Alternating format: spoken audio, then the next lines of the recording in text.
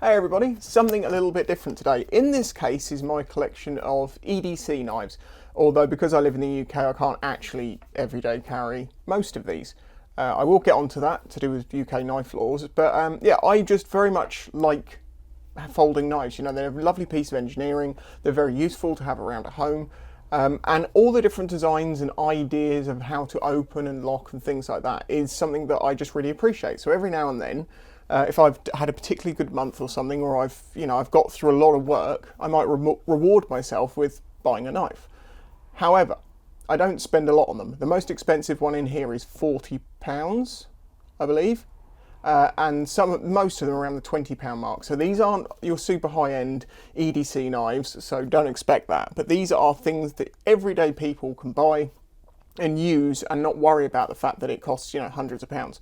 That's not knocking anything on the folding knives which are worth hundreds of pounds. They're very, very nice, and I would love a few of them, but I'm not in that sort of a budget. Now, I put a post on my Instagram to see if people were interested in this, because obviously this is not motorcycle related, which I normally do, and loads of them surprisingly were like, yeah, I'd love to see that as a video, something a bit different. There won't be loads of these, obviously, because this is my whole collection. If I get any offers from companies in the future, hint, hint, and you want an honest and open review about your product, hint, hint, email in the description. Yeah, that is a way of trying to get more knives without paying for them. Shh. Right, I'm going to go through these one by one. Most of these are still available on things like Amazon. Okay, so the first one, this pouch actually isn't related, it's just a random pouch I had that this knife happens to fit very nicely within. I'm going to assume by law they actually mean just the bladed section, in which case this knife comes in just under the legal limit of 7.62 centimetres or 3 inches for the blade itself. That's just under. I mean, if you went back here to the base of the actual blade, it's a little bit longer. So it's kind of borderline. I don't know exactly how they classify that. In the UK, the only pocket knives you're allowed to carry are pocket knives that have a blade length of less than 3 inches, or as I say, 7.62 centimetres. They must also not be locking, so they have to have a slip joint or be, just a solid blade like this. Slip joint basically means that it just has a little bit of mechanical retention when you open it, but there's no button or lever to press to close it again.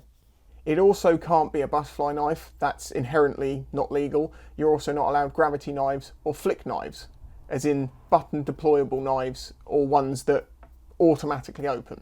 So that is on the absolute maximum line of what you can carry as a knife in the UK. However, even then, you're going to have a good reason to have it on you if you ever get stopped by the police and they question you as to why you have it on you. Obviously in the UK, our knife crime is pretty bad, so I do understand why these rules exist, although I will say that those rules existed a long time ago and knife crime's got a lot worse more recently. And at the end of the day, if someone's going to commit crime with a knife, why are they going to do it with a legal carry knife? When it comes to attacks with, these, people normally use things like Stanley knives or even just bog standard kitchen knives. I believe the most endings with something like this are done with kitchen knives, bog standard out of your kitchen. But also, people don't need things like this to cause, serious problems. This here is called the Wop Chop. There is a video on this. This is a piece of stainless steel which is very, very flexible. It's not hard in the slightest. It's just bog standard stainless steel. I ground an edge onto it. I shoved it onto a handle because a conifer tree came down in the back garden, and I chopped up a good third, if not maybe a little bit more towards of half, of a conifer tree with this, including some really thick stumps.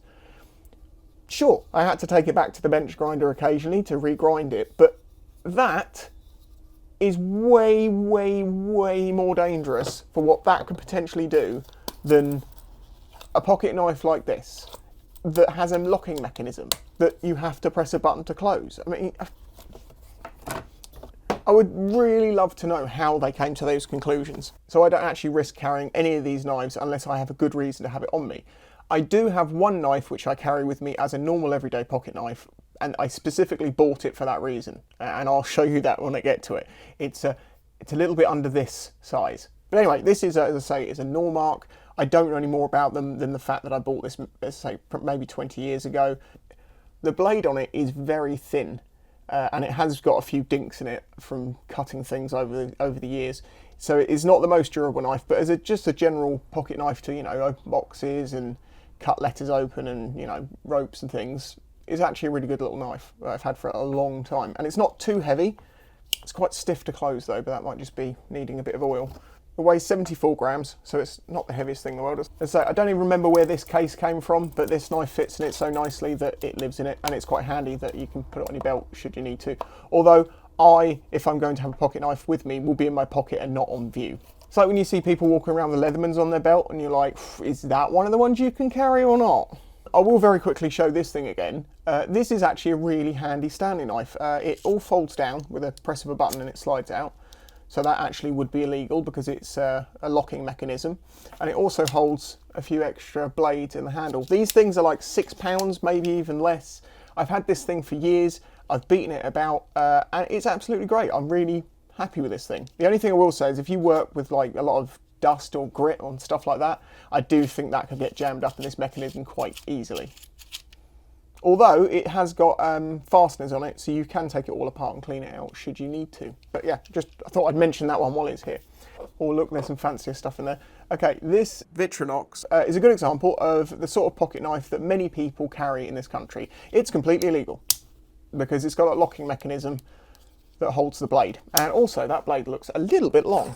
Yeah, that blade's 3.5 inches. So this is not legal to carry in the UK, even though it is a bog standard Swiss Army knife, which is the exact sort of knife that an everyday person would carry with them.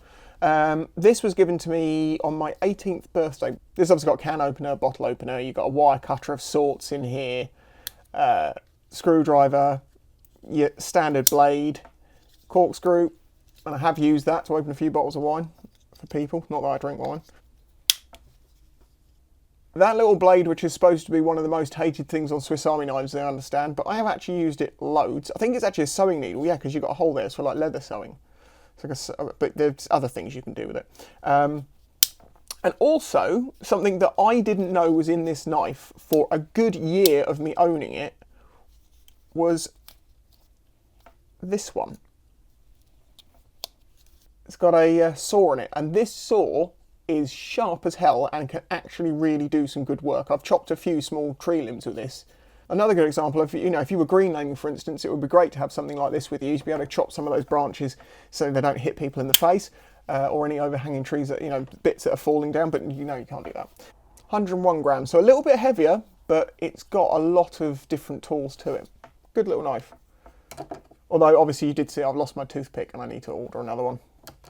Okay, the next one's one that I really like the opening mechanism on this, but I actually have a smaller version of this that I prefer, but you'll see that in just a minute.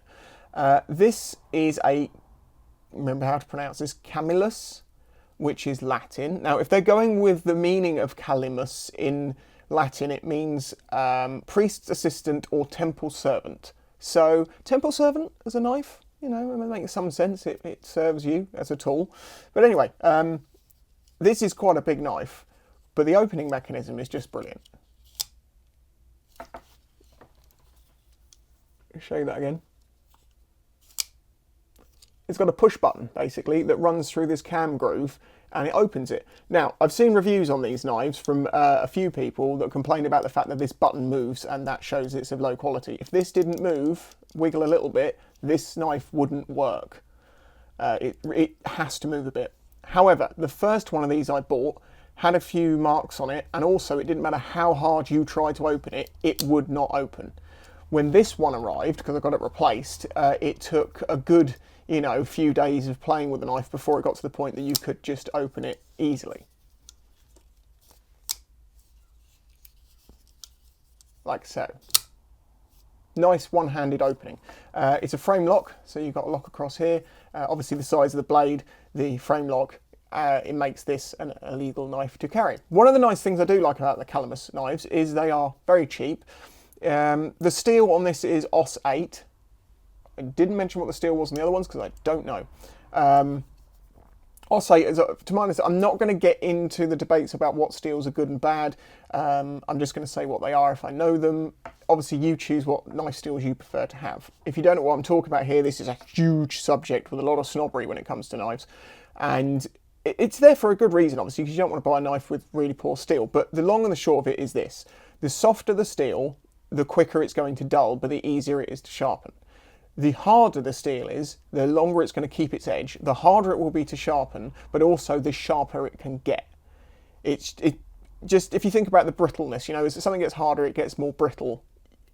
It's better to have a hard steel. But then again, really, really hard blades are a nightmare to try and sharpen, and they can be quite brittle. So I personally think something that's somewhere in the middle, a bit of flexibility, easier to sharpen, but can still hold an edge for a while and get pretty damn sharp, is a good place. And I find that the Camillus, you know, an OS 8 is about a good place for that. But that's just my opinion. This is titanium, like nitride coated on the blade, so it doesn't rust. It's just got the exposed edge. I'm not doing sharpness tests with these because obviously when they arrive, they're all damn sharp. And how sharp a knife is at this point after I've used them lots is more to do with when I last sharpened it and how good of a job I did with that. So I don't think it's a fair test. And when people do, you know, sharpness tests for knives out of boxes, I always think, well, that's just testing how sharp it comes when you get it, which I guess some people care about, but you're going to need to be able to sharpen it at some point, so it's not that important necessarily. Anyway, as I say, really nice because of the action of that. Quite heavy though. 145 grams. Oh, I should say that the lockup on this is 100%. Left, right, up, down, nothing there. If a knife rocks when it's locked up, I don't like it. And none of the ones that I have do. And I'm super impressed with that, but at the price point. Okay, the mini version of that is the Cuda Mini. Basically the same design, apart from this has a swing around feature.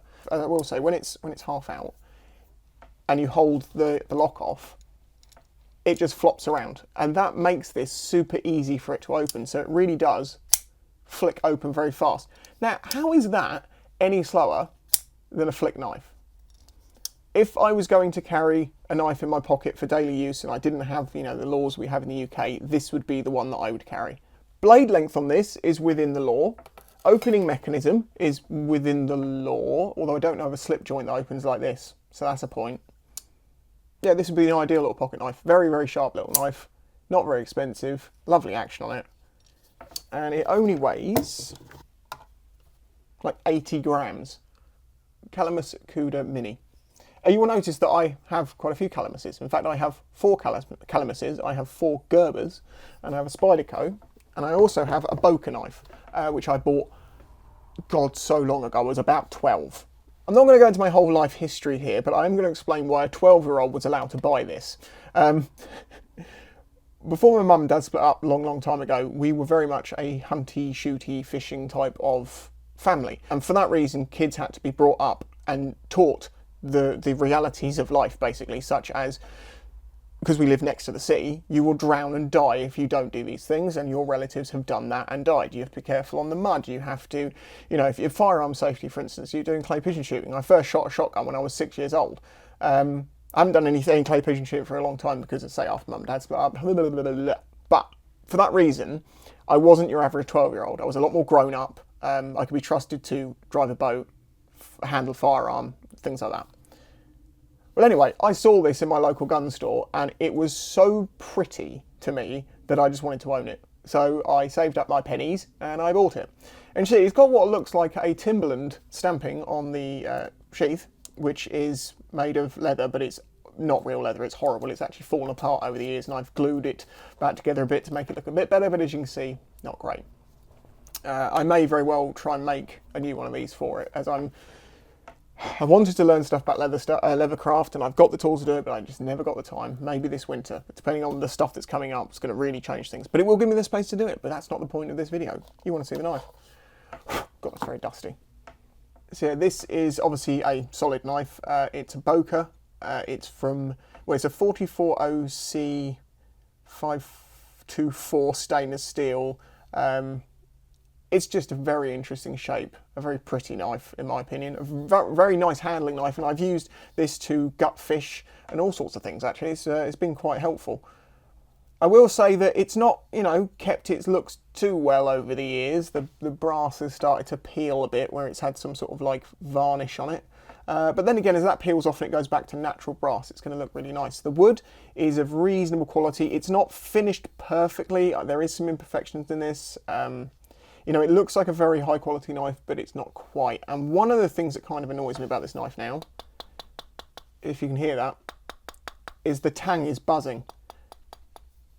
And I would kind of like to be able to take the back end of this knife apart and fix that, but I spoke to the company and said, do you know how this was constructed? Like, is this screwed on and resined or something, or is there a peened mark? But I can't see any. Well, there might be a peened mark on the back of that, it's hard to tell. But they basically couldn't tell me because it's too old. So yeah, I can't tell you any more about it than that, but yeah, it's just a very nice knife and something that, you know, you'd keep for a very long time. Although, you know, maybe it looks a bit more the part than it actually is. Okay, so let's go on to a Gerber, shall we? I chose to get this one because it's got a Tanto blade, and I really like Tanto blade. This is aluminium. I'm now having to try and remember what actual one this is. I think this might actually be called the Gerber Tanto. If you want to find any of these on Amazon, if you go to my links in the description, I'll put it nearer the top.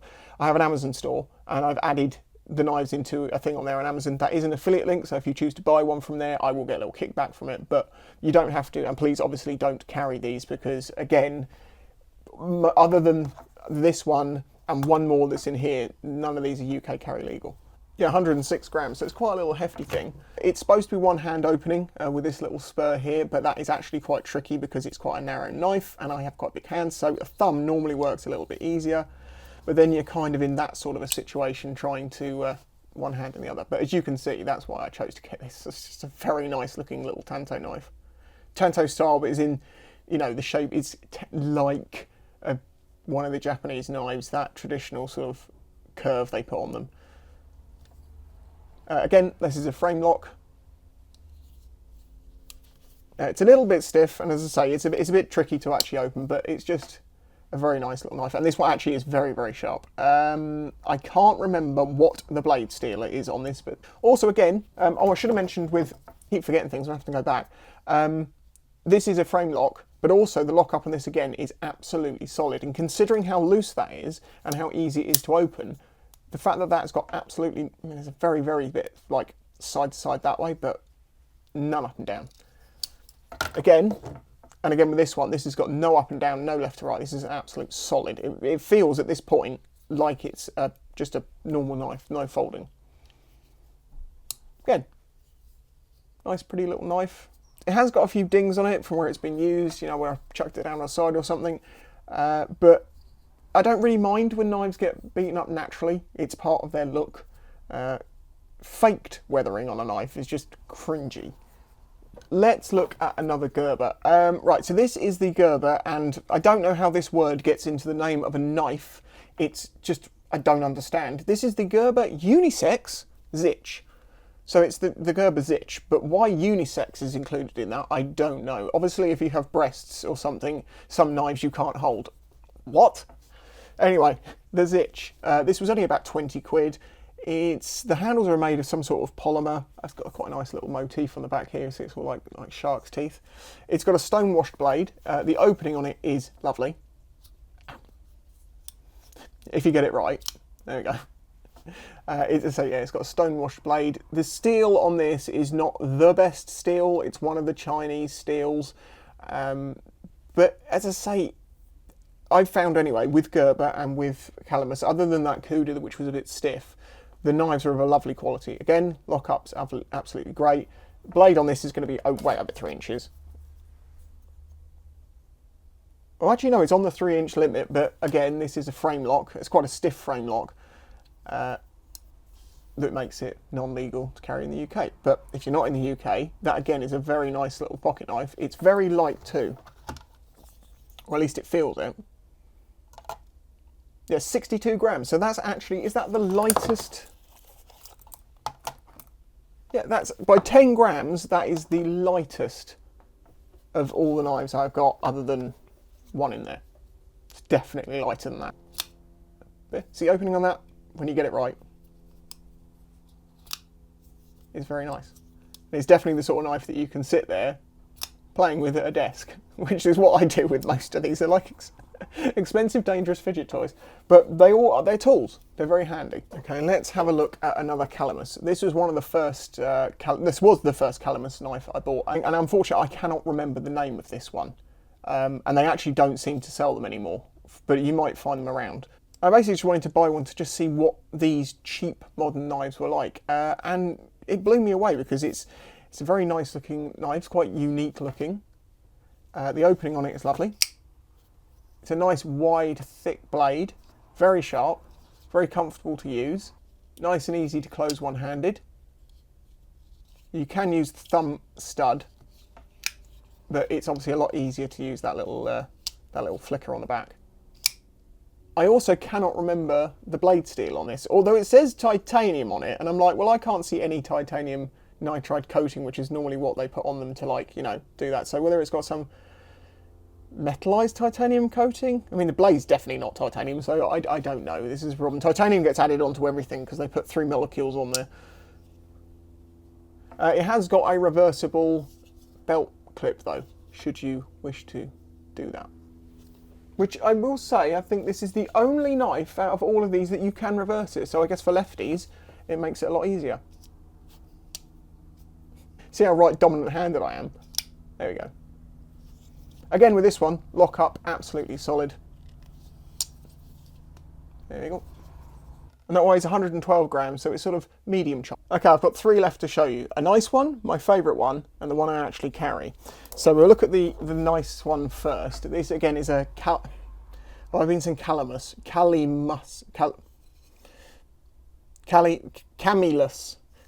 whatever. Okay, this is a Vortex. I believe this to be like G10 or fiberglass sort of handles. Usually these have been scooped out in a pattern, which is very nice. Included with a little design on the back there to give a bit of extra grip, although obviously it's more about looks. Nice shiny clip. One hand opening again. I like knives for me really have got to be one hand opening, because when you're in a situation when you need a knife, you may not have 2 hands, and very often it's you need to get your knife out at that moment. One of the reasons when I was younger I used to always carry a knife with me was if we're out on the boat. If you get a rope caught around your leg, everyone needs a knife on them to be able to get themselves out of that situation. Ideally on a boat though, you have a standard solid blade in a sheath, so you don't have to do anything. You just grab it off your belt or grab it off your boot, wherever it is, so you can cut that rope. Seriously, it's very important if you have ropes on board a boat to have a knife on you to be able to cut that rope to save your own life. Anyway, yeah, not necessarily the easiest one to open one-handed, as you can see, although I've not played with this one a huge much, so it's not quite softened up. Oh, come on, we've got to get one. Oh, come on. I give up. That one weighs 148 grams, so it's a little bit of a chunk. There we go. Right, now I will show you probably my favourite knife.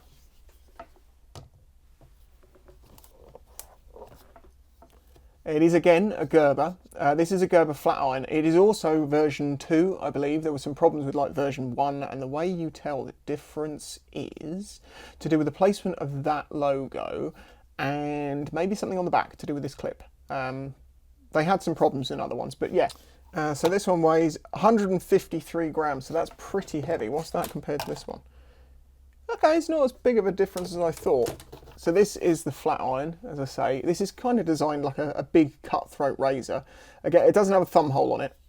Sorry, a thumb stud, but it does have a thumb hole. And as you can see, it's just a lovely knife. It is ridiculously sharp. It's got a very nice blade on it. You can actually see some mottling in the blade from the steel mix. But this isn't Damascus or anything like that, but it's interesting that you can see some of the sort of structure of the steel in that blade. It's D2, which is better than Oz 8, I believe. Yeah, very nice, handy little cutthroat-esque pocket knife. Again, the reason I've gone for this one is because it's just so different. It's another different design. You see, each of these, none of them are too similar, really, unless I bought them a long time apart. I'm very interested in different designs. Also, there's blue on this. This is mica, so it's basically material which has been resined together, fiberglass, something like that, compressed, and then they make the handles out of it. Very nice feel to it. I believe it also helps when it gets wet, that it gives you a bit more extra grip. But yeah, again, that's a frame lock, very, very stiff frame lock. It's definitely not a knife I think I would carry every day, but it is a very nice knife. So, we're down to the very last one, and if you are here still, thank you very much for watching, and if you've enjoyed this, do hit that like button. I would say if you want to support this channel, please consider joining my Patreon, but I know you're probably more into knives than motorcycles. But if you are into motorcycles, check that stuff out. Okay, are you ready for this? Yes, this is what I carry. This is a Spyderco Honeybee. It is a slip joint little pen knife, pocket knife.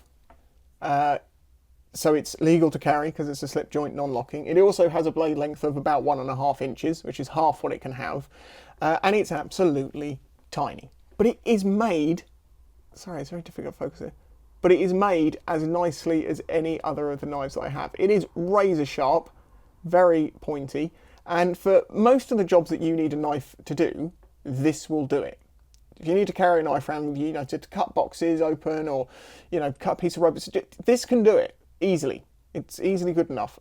Obviously, one of the benefits of me only ever carrying this one is the fact that it's so small, I think it's almost laughable that it could be considered an offensive weapon unless I was actually using it as one, which I obviously would not do.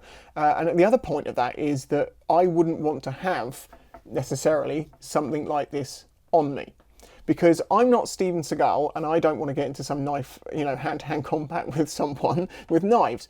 And obviously whatever you carry on you can be used against you if somehow they manage to get hold of it. So I would rather honestly carry a knife like this, which is as useful for most of the things that I would need it to do day to day as any of the other ones, other than being a little bit comical, being so small, but also being basically a little bit safer and more compliant with the law, which, I think is probably better if you're trying to be able to, carry a knife for the genuine reason of needing it as a little tool.